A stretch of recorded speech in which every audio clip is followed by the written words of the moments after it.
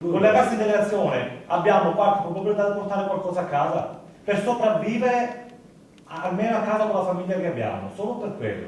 Non ce la fanno più i lavoratori della Mestrinaro. Dopo 4 mesi che non ricevono più lo stipendio sono stremati. Sperano nella cassa integrazione per riuscire così a portare a casa un'entrata per poter mantenere le loro famiglie. Secondo il sindacato ora è il momento di capire e di scegliere la strada per dare futuro agli 84 lavoratori.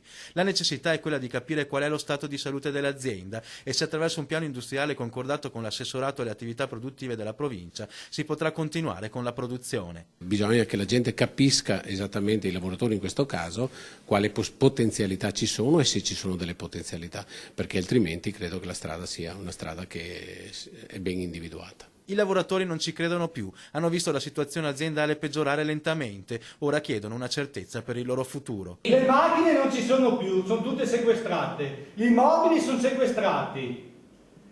Cosa andiamo a tagliare l'erba del giardino? No, d'accordo.